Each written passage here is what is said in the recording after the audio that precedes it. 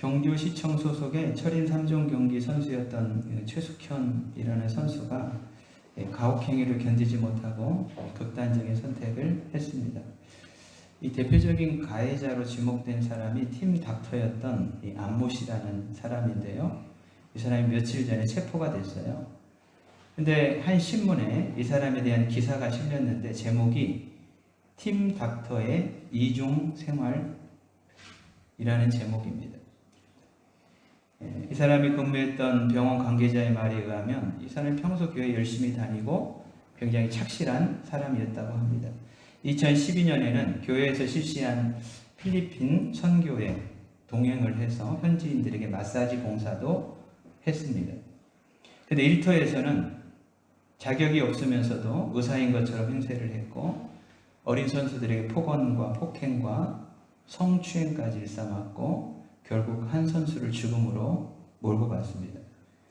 기사 제목 그대로 이 사람이 이중생활을 한 것이죠. 제 기사를 읽으면서 이게 이 사람만의 문제일까 한번 생각을 해봤습니다. 만약에 어떤 사건을 계기로 해서 우리들의 모든 것이 낱낱이 한번 드러난다고 하면, 요즘에는 사실 숨길 수가 없잖아요. CCTV도 있고 휴대폰도 포렌식이라고, 디지털 포렌식이라고 해가지고 모든 것들을 다 복구하면 그 사람이 했던 일들, 그 사람이 통화했던 내용들, 이런 것들이 다 복구가 된다고 하면, 컴퓨터를 다 추적을 해가지고 그 사람이 무슨 일을 했는지가 드러난다고 하면, 그렇지 않더라도 사실은 우리의 마음 깊은 것까지 아시는 하나님이 우리를 평가하신다면 저 자신을 볼 때에도 아마 기사 제목이 그럴 것 같아. 김환철 목사의 이중생활. 그래서 바울 사도는 빌립보서에서 이 구원받은 성도의 삶에 대해서 굉장히 고민을 많이 합니다. 교회뿐만 아니라 가정과 일터 세상 속에서 도대체 그리스도인은 어떻게 살아가야 하는가? 그래서 바울은 빌립보서 2장 5절에 이렇게 얘기하잖아요. 너희 안에 이 마음을 품으라. 곧 그리스도 예수의 마음이니. 우리가 그리스도 예수의 마음을 품고 살아가야 한다는 것입니다. 사실 우리는 이 사실을 너무 잘 알고 있습니다. 또 너무 잘 아는 만큼 너무 쉽게 외면하면서 살아가고 있는 진리가 아닌가 생각을 합니다. 만약 우리가 예수의 마음으로 살아간다고 하면, 여러분 우리 가정에는 어떤 일들이 일어날까요? 우리가 예수 그리스도의 마음으로 살아간다 그러면 교회 공동체는 어떤 곳이 될까? 우리가 예수 그리스도의 마음으로 살아간다면 우리의 일터는 어떻게 변할까? 여러분, 내가 먼저 예수님의 마음을 좀 가질 수 있기를 원합니다. 또 어떤 상황을 만났을 때 예수님이라면 이 상황에서 어떻게 하셨을까를 좀 묻고 행동할 수 있기를 원합니다.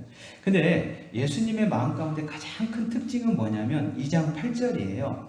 사람의 모양으로 나타나 자기를 낮추시고 죽기까지 복종입니다. 복종. 예수님의 마음 가운데 가장 큰 특징은 복종입니다. 이 복종이 왜 이렇게 중요하냐면요, 우리가 아는 것처럼 첫사람이었던 아담은 하나님의 말씀에 사실 복종하지 않았습니다. 그 결과로 죄가 세상에 들어왔습니다. 그 우리가 사는 세상이 굉장히 어둡고 혼란한 세상이 된 이유가 첫사람 아담이 사실은 복종하지 않았기 때문입니다. 그런데 두 번째 아담이신 예수 그리스도께서는 이렇게 하나님의 뜻에 복종하십니다. 십자가에 죽으시기까지 복종하신 것이죠. 그래서 바울은 이 예수님의 복종을 얘기하면서 빌립보서 2장 11절에 빌립보 성도들에게 이렇게 얘기합니다. 항상 복종하여 두렵고 떨림으로 너희 구원을 이루라. 이게 12절이죠. 12절 끝에 보니까 항상 복종하여 두렵고 떨림으로 너희 구원을 이루라. 그러니까 예수님이 복종하신 것처럼 사실 우리도 복종해야 한다는 것입니다. 우리도 신앙생활하면 다 복종을 해요. 근데 그 기준이 무엇이어야 되는가? 예수님의 복종이어야 한다는 것이죠. 자, 그러면 오늘 본문을 보면서 이런 생각을 하게 됩니다. 우리가 복종해야 된다는데 도대체 우리는 뭐에 복종을 해야 할까? 그게 13절에 나오는 이야기입니다. 우리 13절 한번 같이 읽어보죠. 우리가 무엇에 복종을 해야 되는가? 시작. 너희 안에서 행하시는 이는 하나님이시니 자기의 기쁘신 뜻을 위하여 너희에게 소원을 두고 행하게 하시나니. 너희 안에서 행하시는 분이 하나님이신데 하나님이 자기의 기쁘신 뜻을 위하여 소원을 두고 행하게 하신대요. 이게 우리가 너무 잘 아는 말씀인데요. 공동번역 성경은 이렇게 번역을 했습니다. 여러분 안에 계셔서 여러분에게 당신의 뜻에 맞는 일을 하고자 하는 마음을 일으켜 주시고 그 일을 할 힘을 주시는 분은 하나님이십니다. 하나님이 우리 안에 계신다는 사실입니다. 그리고 하나님이 하나님의 뜻에 맞는 일을 하도록 우리 마음을 일으켜 주신다는 것. 그리고 그 일을 할 수 있는 힘도 주신다. 이렇게 바울은 이야기를 합니다. 이걸 어떻게 쉽게 좀 설명을 할까 제가 생각을 하다가 다른 분들의 경험을 제가 알 수가 없어가지고 좀 부끄럽지만 저의 예를 하나 들어보도록 하겠습니다. 코로나 사태가 시작이 되고 장기화되면서 상당히 사실은 어려움이 많이 지속이 됐습니다. 제 기도를 하다가 우리 성도님들 가운데 몇 분이 좀 떠올랐어요. 다른 분들은 사실은 영향이 그렇게 많지 않을 것 같은데 영향을 받는 분들이 있다는 생각이 들었습니다. 그래서 아주 적은 것이지만 조금이라도 도움이 되었으면 하는 마음으로 그거를 나누게 되었습니다.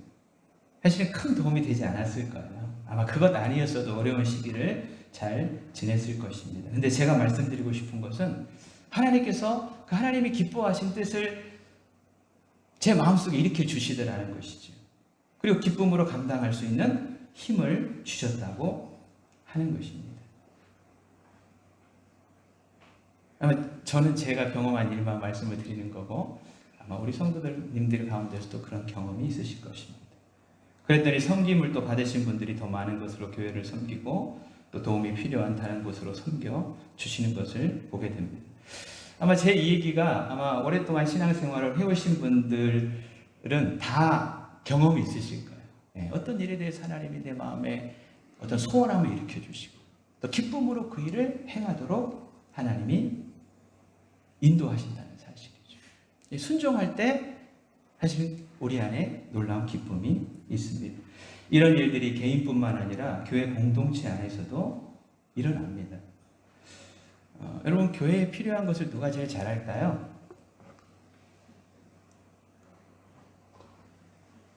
누가 제일 잘하겠습니까? 보통 목사가 잘한다고 그렇게 얘기하시잖아요. 그래서 제가 이제 교회에 필요한 거를 제가 잘하니까 제가 누구한테 부탁을 드려요. 교회에 피아노가 필요하니까 집사님 피아노 하나 이렇게 해주시죠. 누가 어려움 가운데 있으니까 좀 얼마를 좀 도와주시죠. 선교주에 이런 것들이 필요하니까 좀 섬겨주시죠. 여러분 제가 부탁하면 하시겠어요? 안 하시겠어요? 부탁 안 해요. 걱정하지 마시고 하실 것 같아요. 근데 여러분 그렇게 하면 문제가 생기고 오해가 발생할 수 있습니다. 하나님이 그렇게 일하시지 않는다는 걸 제가 말씀을 드리는 거예요. 하나님이 각자의 마음에 그런 마음들을 일으켜 주십니다. 그리고 감당할 수 있도록 은혜를 베풀어 주신다는 것입니다. 교회에 부족한 부분들이 다른 분에게는 그게 안 보여요. 근데 그분에게는 그게 보여요. 그거를 채울 수 있는 마음과 힘을 하나님이 주시는 것입니다. 선교사님의 기도 제목을 듣고 감동을 받아서 섬기는 분들이 있습니다.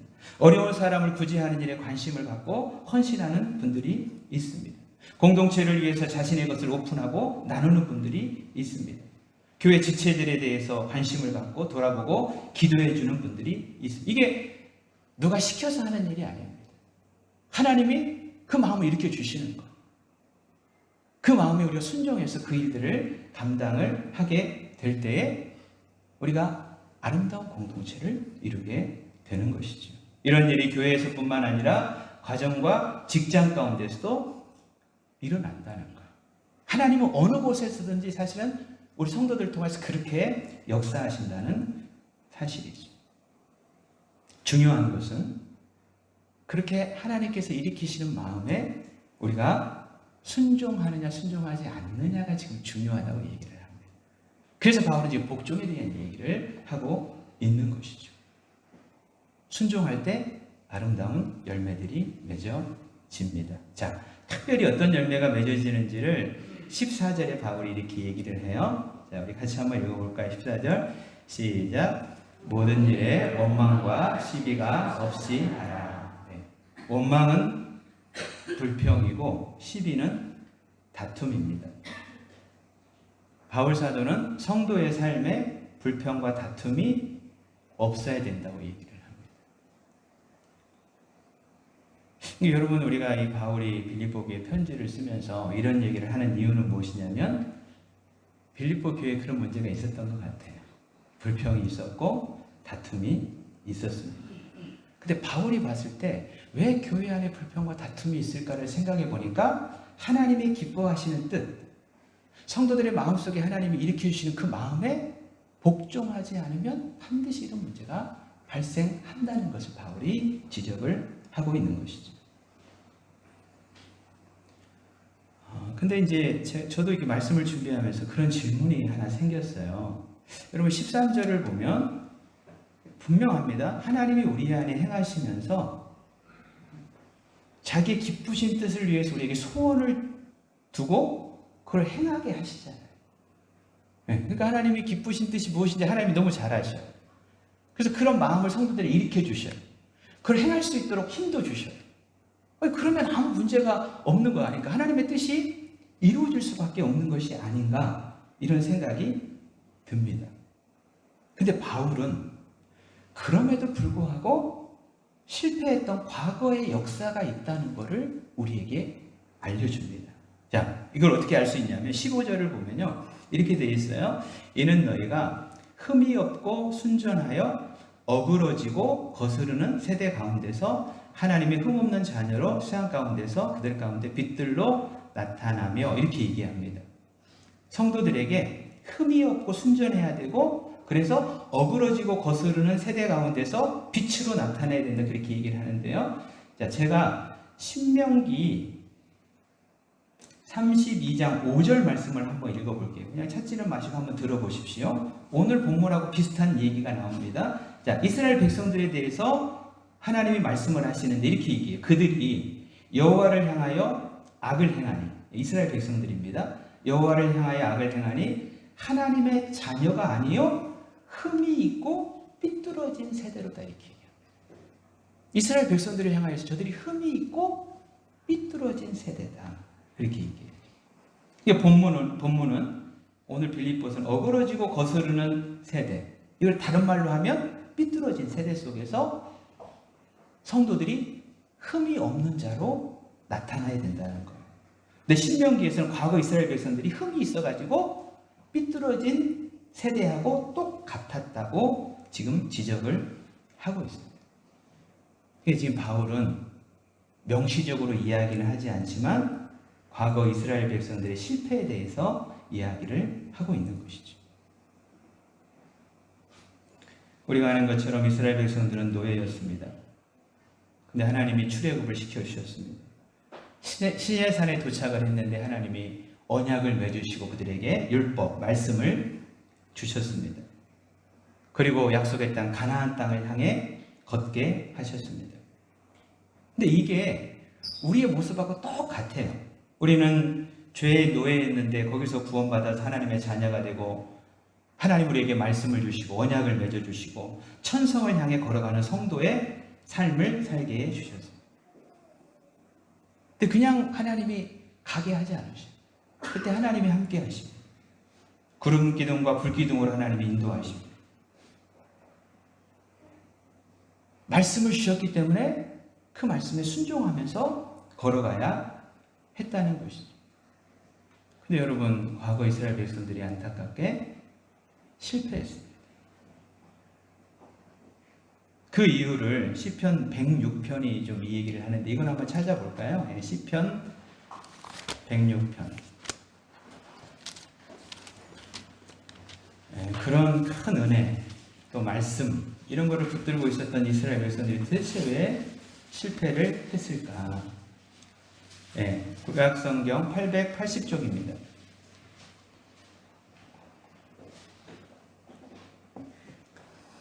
여러분, 하나님이 이스라엘 백성들을 구원하신 이유가 뭔가, 이게 굉장히 중요합니다. 이거는 이 시대에 하나님이 우리를 구원하신 이유하고 똑같아요. 그러면 자, 106편, 시편 106편 8절에서 하나님이 도대체 이스라엘 백성들을 구원하신 이유가 뭔지를 한번 우리 찾아보죠. 8절 시작.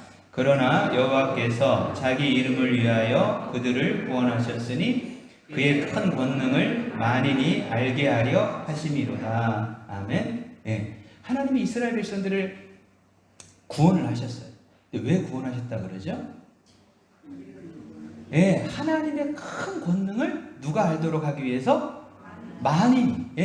세상에 하나님을 알지 못하는 많은 사람들이 하나님을 알도록 하기 위해서. 누구를 통해서요? 이스라엘 백성들을 통해서 하나님을 알도록 하시기 위해서 이스라엘 백성들을 구원하셨다는 것입니다. 이스라엘 백성들만을 위해서 구원하신 것이 아니라는 사실이죠. 그런데 이스라엘 백성들이 그 사실을 잊어버리고 우리 시편 106편 13절을 한번 볼까요? 13절을 같이 한번 읽겠습니다. 어떤 문제가 있었는지 시작. 그러나 그들은 그가 행하신 일을 곧 잊어버리며 그의 가르침을 기다리지 아니하고. 하나님이 행하신 베푸르신 은혜와 사랑을 잊어버렸습니다. 하나님의 가르침을 기다리지 아니하고 말씀과 상관없이 자기의 속임에 오른 대로 행했다는 것입니다. 14절 한번 보실까요? 광야에서 욕심을 크게 내며 사막에서 하나님을 시험하였도다. 이렇게 말씀을 합니다. 이게 이스라엘 백성들이 실패했던 이유입니다. 하나님의 은혜를 잊어버렸습니다. 말씀을 기다리지 않았습니다. 욕심을 부렸습니다. 하나님께 도전했습니다. 이게 불평과 다툼으로 이어진 거예요. 하나님과 다퉜습니다. 사람들과 다퉜습니다. 그래서 광야에서 이스라엘 백성들이 멸망하고 말았다는 것이죠. 여기서 바울은 아주 중요한 사실을 하나 강조를 합니다. 여러분, 우리가 좀 신앙생활하면서 좀 이거는 좀 정립해야 될 필요가 있어요. 뭐냐면 하나님의 주권하고 인간의 책임에 관한 것입니다. 자, 오늘 말씀드린 것처럼 우리가 구원받았어요. 또 하나님께서 모든 것 다 아셔요. 알아서 하셔요. 막 마음도 일으켜 주시고 힘도 주셔요. 그러니까 우리는 가만히 있으면 되는 것 아닌가? 하나님이 다 그렇게 하시니까. 나를 향한 계획도 가지고 계시고 우리 가정과 교회를 향한 놀라운 계획을 하나님이 가지고 계시니까 나는 그냥 기도하면서 뒷짐지고 있으면 하나님이 그거 다 이루어 주시는 것이 아닌가? 이렇게 생각할 수 있습니다. 근데 바울은 오늘 본문에서 그렇지 않다고 이야기를 하는 거예요. 왜 그렇지 않냐면 여러분, 하나님이 세상을 창조했을 때도 사실은 하나님께서 최고의 것을 준비해 주셨습니다. 근데 아담이 불순종했어요. 그래서 이 최고의 것이 최악의 것이 되고 말았습니다. 구약의 이스라엘 백성들에게도 하나님이 최상의 계획을 가지고 구원하시고 인도해 주셨습니다. 근데 이스라엘 백성들이 불순종했습니다. 생명을 위해서 사실 살리기 위해서 구원을 했는데 광야에서 멸망을 받고 말았다는 이야기입니다. 그러니까 지금 바울이 강조하는 것은 하나님께서 우리 마음에 기쁘신 뜻을 일으켜 주시고 행할 힘을 주실 때 진짜 중요한 것은 복종하는 것입니다. 그 하나님이 일으켜 주신 마음에 순종하는 것입니다. 근데 바울은 사실은 이게 쉽지 않다는 것을 알고 있습니다. 그래서 문제가 곳곳에서 일어난다는 거예요. 그래서 바울이 복종을 강조하면서 예수님께서 십자가에 죽으시기까지 복종하지 않았느냐. 이 복종이 사실은 그렇게 어려운 것이고 어떤 면에서는 참 죽는 것과 같은 것인데 그럼에도 불구하고 하나님 말씀에 우리가 순종할 때 하나님의 역사가 나타난다는 것을 지금 강조를 하고 있는 것이죠. 우리가 솔직하게 우리의 삶을 좀 돌아보면 사실 우리 삶의 문제는 몰라서 일어나는 일들은 아닙니다. 네, 이제 신앙생활 하시는 분 진짜 몰라서 그럴 수도 있어요. 근데 대부분은 몰라서 일어나는 일이라기보다는 알지만 하나님께서 일으키시는 마음에 순종하지 않기 때문에 일어나는 문제가 훨씬 더 많습니다. 네, 하나님 말씀대로 순종하지 않으면 내 뜻대로 하는 것이죠. 내 생각대로 하는 것이죠. 내 감정대로 하는 것이죠. 내 욕심대로 하는 것이죠. 네, 우리가 수요일 날에도 고난에 대한 이야기를 좀 했던 것 같은데요. 고난을 얘기하면서 이게 도대체 하나님이 주시는 고난인가, 나로 인한 고난인가? 사실 많은 부분이 내가 하나님이 주시는 이런 일으키시는 하나님의 기뻐하신 뜻에 순종하지 않을 때 그것이 오히려 문제와 고난으로 우리 가운데 나타날 수 있다는 것이죠. 그래서 바울은 우리가 예수님처럼 복종하는 것이 중요하다 이렇게 말씀을 하고 있습니다. 그러면 여러분 우리가 이렇게 예수님의 말씀에 복종하며 살아가게 될 때 어떤 일이 일어나는가? 우리 다시 빌립보서 2장 15절로 한번 와볼까요? 네, 우리 빌립보서 2장 15절 우리 같이 한번 읽겠습니다. 시작. 이는 너희가 흠이 없고 순전하여 어그러지고 거스르는 세대 가운데서 하나님의 흠없는 자녀로 세상에서 그들 가운데 빛들로 나타나며. 네, 여기 보니까 우리가 흠이 없고 순전하여서 어그러지고 거스르는 세대 가운데 하나님의 흠없는 자녀로 세상 가운데서 빛으로 나타나야 된다 이렇게 얘기합니다. 사실 바울이 하고 싶었던 이 얘기의 핵심이 여기 있습니다. 우리 그리스도인의 사명이 무엇인가? 예수 내가 잘 믿고 이 땅에서 복 받고 나 잘 살고 내가 하고 싶은 거 다 하고 내가 이 땅에서 영광 누리고 내 이름 높아지는 거, 이게 예수 믿는 목적인가? 이거 잘못 믿고 있다는 것입니다. 우리 예수를 믿는 목적은 15절 때문이라고 바울이 이야기를 하고 있습니다. 그러기 위해서 우리가 하나 정리해야 될 것은 무엇이냐면 도대체 바울은 세상을 어떤 곳이라고 얘기를 하고 있느냐라고 했을 때 바울은 세상을 어떤 세상이라고 얘기해요? 어그러지고 거스르는 세대라고 얘기를 합니다. 아까 우리가 읽었던 구약적으로 얘기한 삐뚤어진 세대라고 이야기를 하고 있습니다.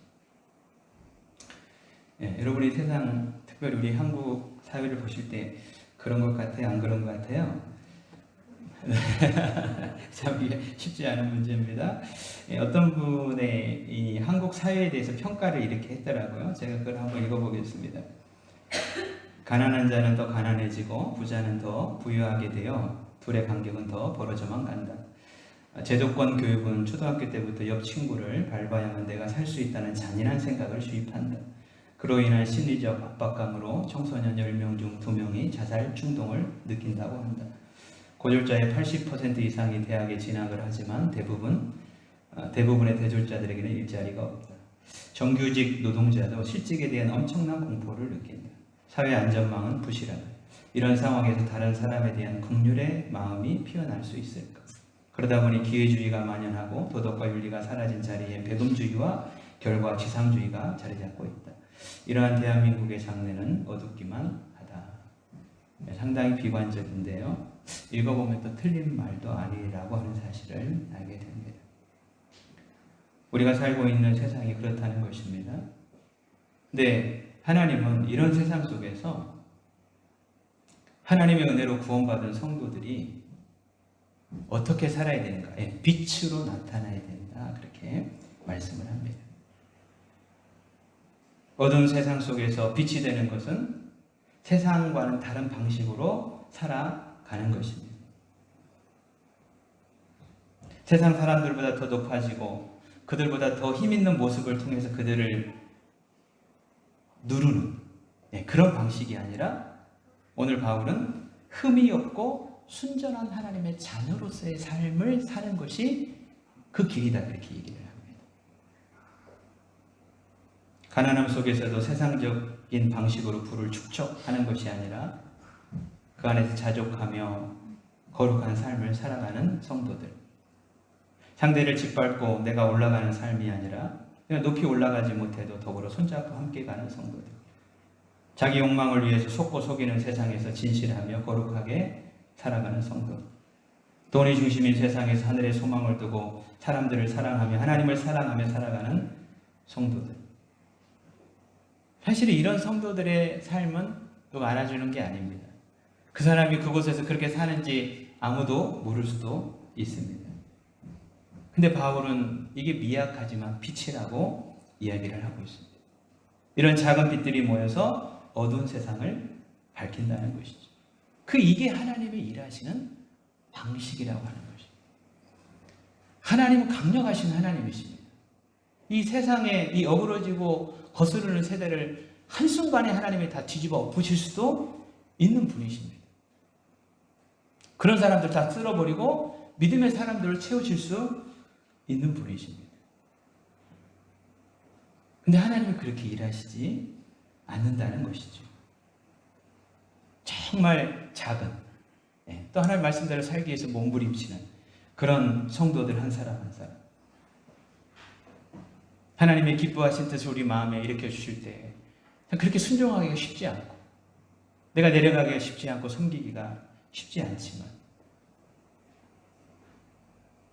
그렇게 순종하고 그렇게 낮아지고 예수님의 마음으로 살아가는 그 작은 성도들을 통하여서 하나님이 이 세상을 빛으로 바꿔 가신다라고 하는 것이죠. 여러분, 우리 성도들이 저 자신도 그렇고 흠이 없고 순전한 그런 빛이 될 수 있기를 원합니다. 우리 가정 속에 또 우리 교회 속에 우리 일터 속에 우리 세상 속에 왜 네가 빛이 안 되냐 이렇게 우리 얘기하지 말고 하나님이 우리 마음에 일으켜 주시는 대로 우리가 먼저 작은 빛으로서의 삶을 살아갈 수 있기를 원합니다. 끝으로 제가 이 부분에 대해서 우리 그 유명한 강해 설교자인 로이드 존스 목사님이 계셔요. 그분의 설명을 읽고 제가 굉장히 큰 은혜를 받았는데요. 마지막으로 그 부분을 제가 그냥 그분의 설명 그대로 읽어드리고 오늘 말씀을 좀 마치려고 합니다. 그리스도인은 모세와 같은 사람이 되어야 합니다. 모세가 하나님과 말씀을 나누기 위해서 산에 올라갔을 때 하나님과의 대화와 교제의 결과로 그의 얼굴은 빛나기 시작했습니다. 그가 산에서 평지로 내려왔을 때 그의 빛나는 얼굴은 하나님의 거룩하심을 연연히 반영하고 있었습니다. 이스라엘 자손들은 그 모습을 보고 크게 두려워하였으며 모세는 그들에게 말하는 동안 수건으로 얼굴을 가려야 했습니다. 여러분과 저는 그와 같은 사람이 되어야 합니다. 하나님의 광채가 우리 얼굴과 인격 전체에 비춰져 세상의 빛처럼 하늘의 발광체처럼 사회에서 두드러지게 나타나야 합니다. 우리 그리스도인이 하나님의 거룩한 빛을 받아서 그것을 담고 그걸 세상에 비추는 그런 빛이 되어야 돼요. 그러기 위해서 우리가 말씀과 기도를 통해서 하나님과 교제하는 이런 모습을 통해서 우리 늘봄 성도들이 빛된 삶을 살아갈 수 있기를 원합니다. 우리